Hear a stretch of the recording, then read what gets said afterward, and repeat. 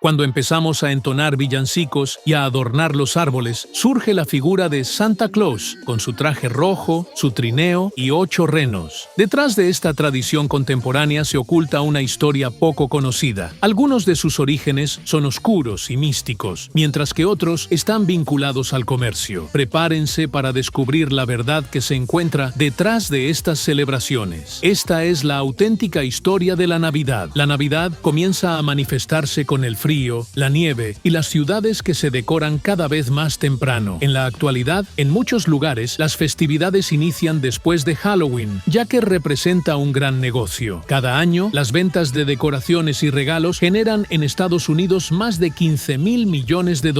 En cada centro comercial hay figuras de Santa Claus con sus trineos repletos de juguetes y, por supuesto, luces, muchas luces. Las primeras luces eléctricas navideñas fueron creadas en 1882 por Edward Johnson, vicepresidente de la compañía Edison. Posteriormente, General Electric lanzó al mercado cadenas de luces de 24 bombillas por $12, lo que hoy equivaldría a $280. Esta ingeniosa idea se atribuye a un operador telefónico de Nueva Inglaterra, quien se inspiró en su trabajo en la compañía de teléfonos. La idea de iluminar el panel de las primeras centrales telefónicas dio origen a lo que hoy conocemos como luces de Navidad. Al igual que las luces, otras costumbres navideñas tienen un trasfondo oscuro pero real que explica por qué realizamos actividades tan peculiares en diciembre, como cortar un árbol y colocarlo en nuestras salas. Más de 30 millones de personas lo hacen antes del 25 de diciembre. Pero, ¿cuál es el origen de esta tradición? Se remonta a hace unos 2000 años y formaba parte de una celebración anual de los pueblos del norte de Europa. Cada diciembre, en el día más corto del año, se celebraba el solsticio de invierno. Aunque era el día más oscuro del año, simbolizaba la esperanza de días más largos. Por esta razón,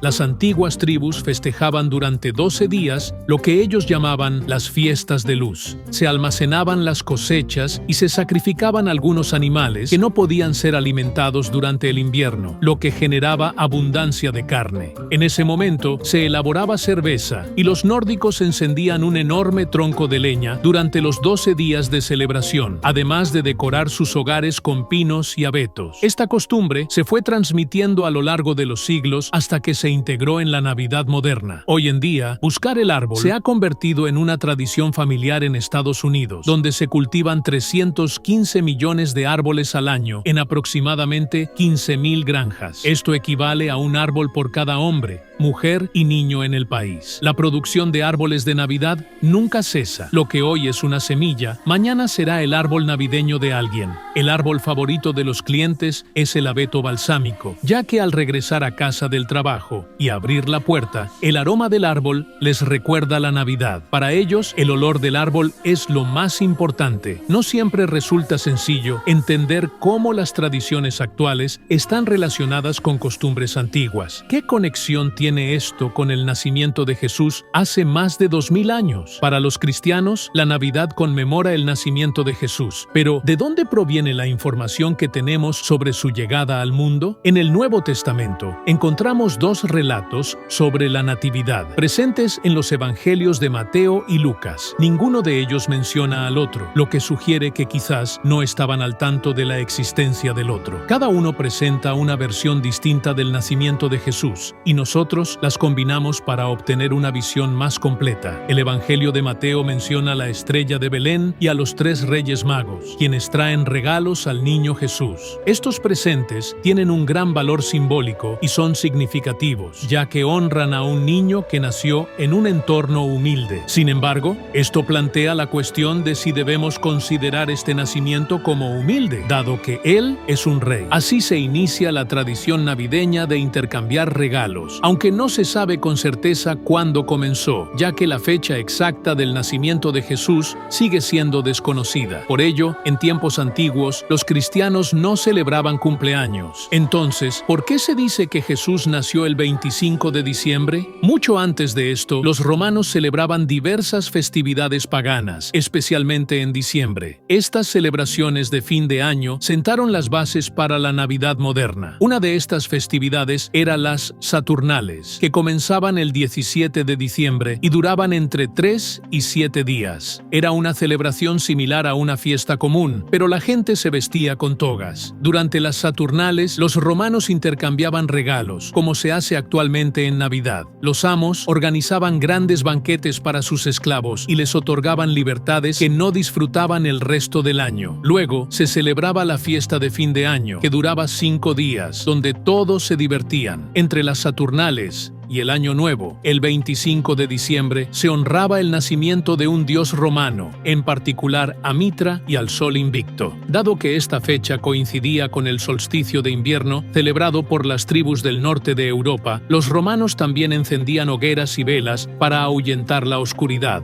lo que se relaciona con las luces navideñas modernas. El solsticio de invierno es el día más oscuro del año. Es como levantarse y ver que todo está cubierto de oscuridad, esperando que el sol regrese. Los paganos de todo el mundo celebraban este día, y para los romanos era una de las festividades más importantes. Cuando el cristianismo se convirtió en la religión oficial de Roma en el siglo IV, los líderes decidieron adoptar algunas tradiciones paganas. Fue entonces cuando la Iglesia eligió celebrar el nacimiento de Jesús el 25 de diciembre, debido a su cercanía con el solsticio de invierno. Sin embargo, la Iglesia continuó incorporando muchas otras costumbres ancestrales, dando lugar a dos visiones de la Navidad, una religiosa y otra más terrenal. En las iglesias, esta fecha se conmemoraba con gran solemnidad. La gente se reunía y encendía velas, algo similar a lo que se hace en Nochebuena. No obstante, fuera de las iglesias, en los hogares y plazas, la Navidad era vista como una festividad para la diversión y el desenfreno. Con el tiempo,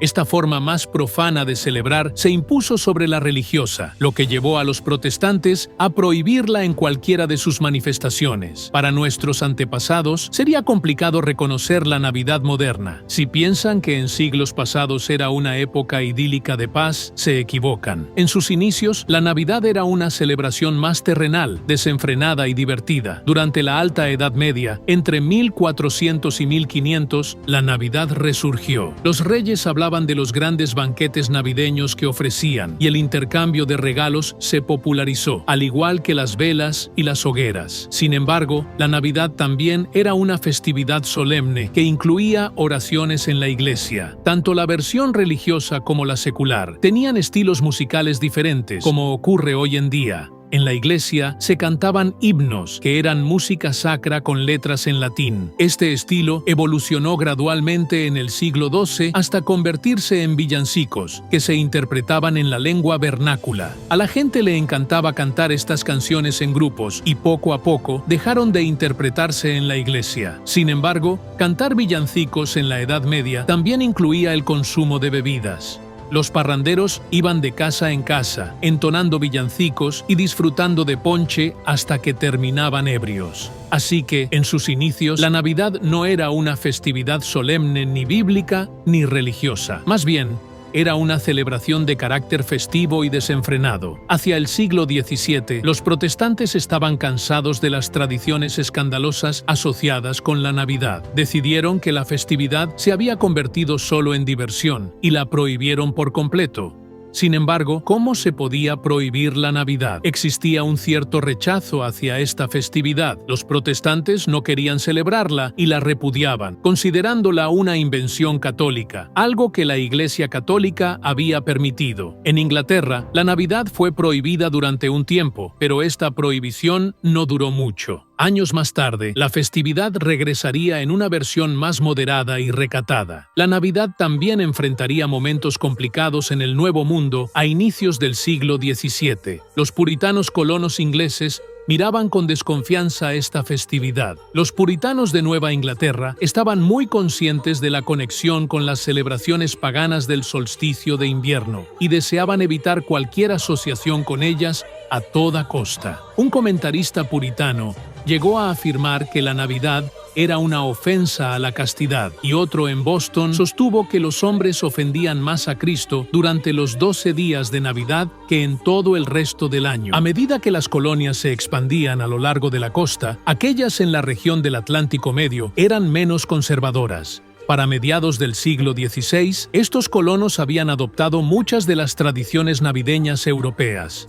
Sin embargo, aún existían parranderos que mantenían vivas las costumbres escandalosas del pasado. En Virginia, por ejemplo, la mayoría de los que celebraban lo hacían cenando con amigos. Los registros coloniales y los primeros documentos republicanos relatan situaciones en las que la gente se reunía en la casa de un caballero de Virginia para una agradable cena navideña, y los escandalosos de la calle se enteraban, tocaban a la puerta y continuaban con la antigua tradición de exigir comida y bebida, o incluso lanzaban piedras a las ventanas. Así, ambas costumbres coexistían. A medida que Estados Unidos evolucionaba, también lo hacían las tradiciones navideñas. La clase acomodada comenzó una cruzada contra la Navidad escandalosa. La respetable clase media deseaba trasladar las celebraciones ruidosas de las calles a la intimidad del hogar. Como todos poseían propiedades, temían que éstas pudieran ser destruidas. No querían perder sus bienes. Por lo tanto, buscaban sacar la celebración pública de las calles y llevarla al hogar, donde pudiera centrarse en la familia y convertirse en un encuentro privado. Este esfuerzo fue más deliberado y exitoso en la creciente ciudad de Nueva York, donde sus fundadores holandeses adoptaron viejas y populares tradiciones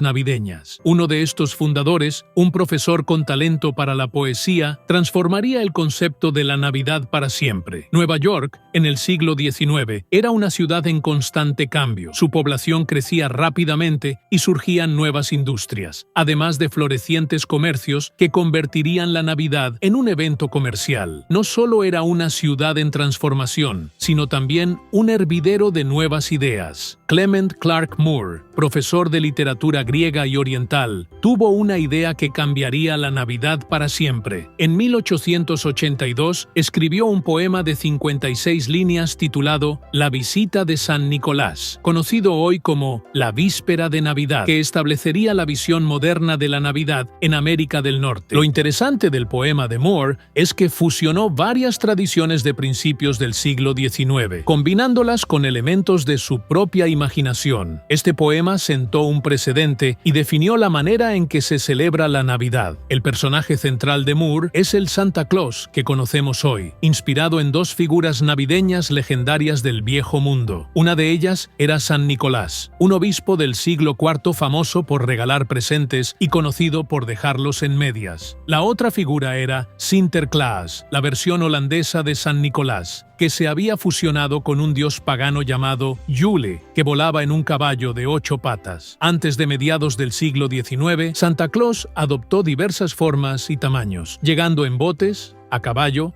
o en trineo. Todas estas versiones coexistían en Estados Unidos, especialmente en Nueva York. Ambas leyendas del Viejo Mundo estaban llenas de detalles, muchos de los cuales se perdieron con el tiempo. Una de las omisiones más notables fue la figura del compañero de San Nicolás, un personaje extraño y oscuro, casi demoníaco, que se encargaba de castigar a los niños traviesos. En el norte de Europa, existía una figura demoníaca que acompañaba a San Nicolás, caracterizada por cuernos, una larga lengua roja, cuerpo cubierto de pelo, cola y pezuñas. Este personaje aparecía después de San Nicolás, y hay una escena particular donde dos niños se esconden, ya que afuera los espera esta figura amenazante.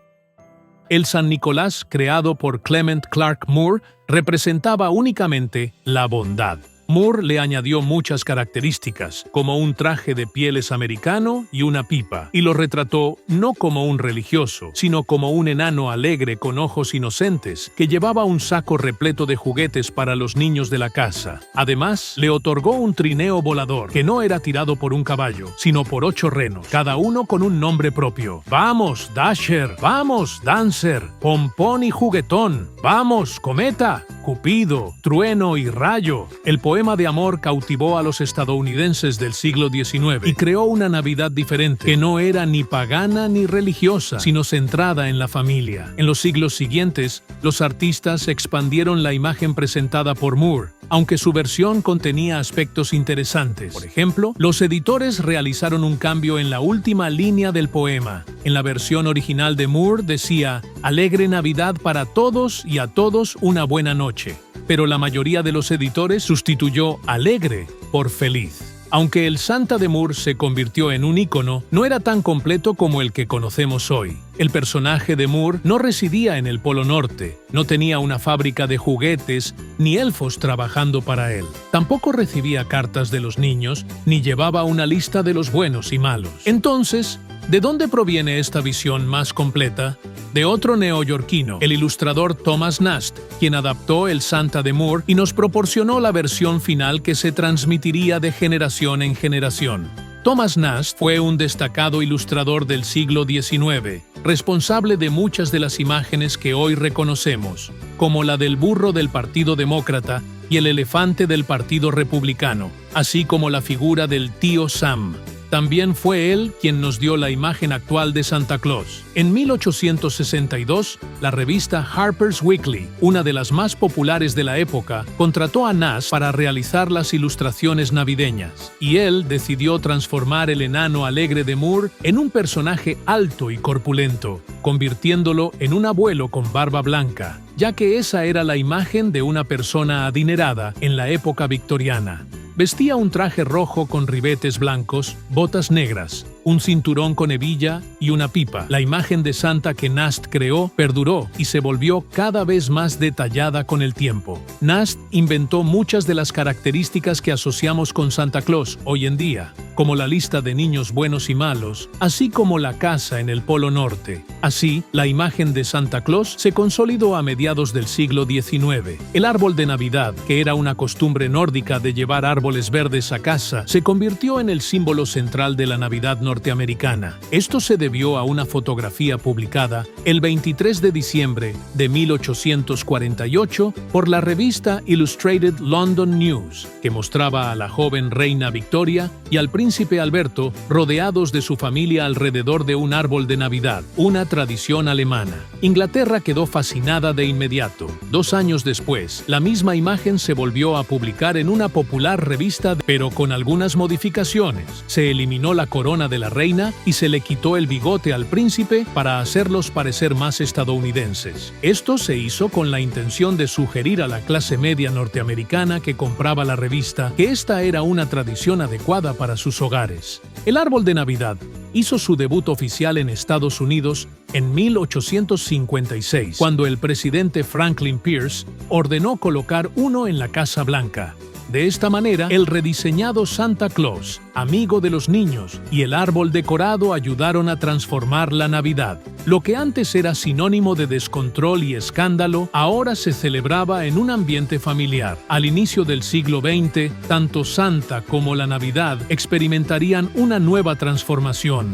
En esta ocasión, Santa se convirtió en una imagen publicitaria, y la Navidad se transformó en una época de bonanza para los comerciantes. Para 79 millones de compradores, la temporada navideña comienza después del Día de Acción de Gracias, dando inicio a la intensa competencia comercial conocida como Black Friday. Para muchos, este es considerado el día de mayor actividad comercial del año, aunque en realidad este es solo un mito. Los días más concurridos son a mediados de diciembre, justo antes de Navidad. Por esta razón, los grandes almacenes y centros comerciales se decoran para transmitir un mensaje atractivo y agradable, invitando a las personas a comprar regalos. La comercialización de la Navidad no es un fenómeno reciente. A mediados del siglo XIX, las tiendas ya habían comenzado a convertir la festividad en un evento comercial. Vendían papel de regalo, tarjetas navideñas, decoraciones y especialmente juguetes. Esto fue posible gracias a la revolución industrial, que permitió la producción masiva de productos económicos que la emergente clase media podía adquirir.